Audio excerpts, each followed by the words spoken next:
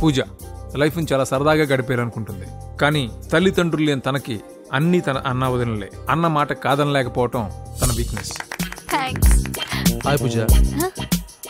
పూజ, ఎప్పటి నుంచో నీకు విషయం చెప్పాలనుకుంటున్నాను. 36 క్లాస్ నంబరా? ఆహా, సీరియల్ నంబర్. నీతో ఒక మాట చెప్పాలని మొదలెట్టి ఐ లవ్ యూ చెప్పిన వాళ్ళ నంబర్ నీతో కలిపి 36. పూజ పూజ స్టే పూజ. పూజ, నేను చెప్పేది కాస్త అర్థం చేసుకో. ఆయన నాకే తక్కువ, ఒకే కొడుకుని, అందం చదువు ఆస్తి అన్నీ.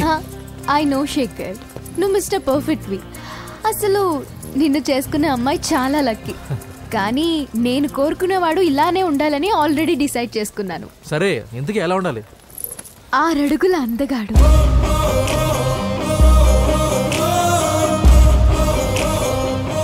ఢీ అంటే ఢీ కొట్టే మనగాడు,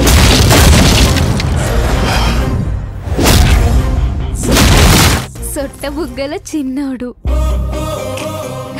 నవ్వితే నువ్వు సినిమాలు ఎక్కువ చూస్తావు అనుకుంటానే.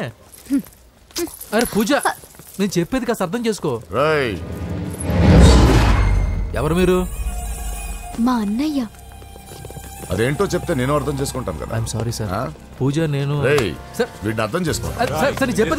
నువ్వు నా మాట కాదనమన్న నమ్మకంతో హోమ్ మినిస్టర్ కొడుకుతో నీ పెళ్లి సెటిల్ చేసి చాలా పెద్దంటి కోడలు అవుతున్నావు.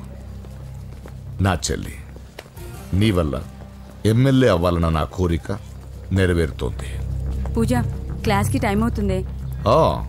నువ్వు క్లాస్కి వెళ్ళు.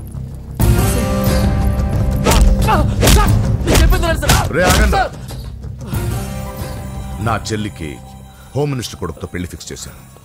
ఎవడైనా డిస్టర్బ్ చేస్తే చంపేస్తా. తెలుగోడా వేజ్ దోసుకో. వీడియో డైనోసార్ లా ఉన్నాడు.